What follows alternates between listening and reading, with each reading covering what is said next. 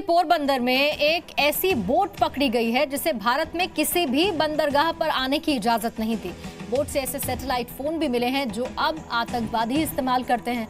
इससे आशंका यह है कि पकड़ी गई बोट किसी बड़ी आतंकी साजिश का हिस्सा भी हो सकती है। ये रिपोर्ट आप देखिए।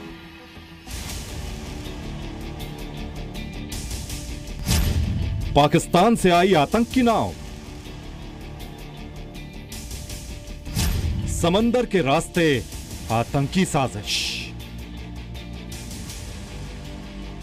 नापाक इरादों वाली यह नाव भारत में एंट्री से पहले ही पकड़ी गई है और इस नाव पर सुरक्षा एजेंसियों को कई ऐसी चीजें मिली हैं जो समंदर के रास्ते बड़ी साजिश का इशारा कर रही है।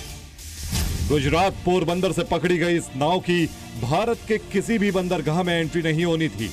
नाव से कुल 7 लोग पकड़े गए हैं, जिसमें 3 यमन, 2 तंजानिया और 2 सोमालिया के हैं। और चौंकाने वाली बात यह है कि पकड़े गए लोगों के पास से ऐसे सैटेलाइट फोन मिले हैं जो आमतौर पर आतंकी इस्तेमाल करते हैं। हालांकि नाव पर सवार लोगों ने सुरक्षा एजेंसी को यह बताया है कि वो बहाव की वजह से गलती से इस इलाके में आ गए हैं और कोस्ट गार्ड को इस दावे पर शक है, क्योंकि यह नाव पाकिस्तान के करीब पोर्ट से आ रही थी और भारतीय सीमा में दाखिल होने के बाद से ही इस नाव पर हवाई जहाज से नजर रखी जा रही थी। 10 जुलाई को पकड़ी गई इस नाव से पहले कोस्ट गार्ड ने 25 जून को भी एक संदिग्ध नाव पकड़ी थी। भारतीय एजेंसियां बोट से पकड़े गए लोगों से पूछताछ कर रही हैं। यह जानने की कोशिश हो रही है कि अदन की खाड़ी से सैकड़ों किलोमीटर दूर ये लोग भारत की सीमा में किस मकसद से पहुंचे हैं। इससे पहले पाकिस्तान की कई आतंकी नाव भारतीय सीमा में पकड़ी जा चुकी हैं।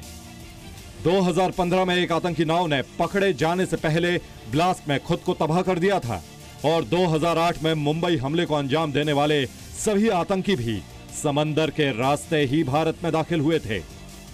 इसीलिए आशंका है कि जब कश्मीर के रास्ते पाकिस्तान के पालतू आतंकी घुसपैठ करने में नाकाम हो रहे हैं, तो आतंकी समंदर के रास्ते भी नापाक कोशिश कर सकते हैं। ब्यूरो रिपोर्ट, जी मीडिया।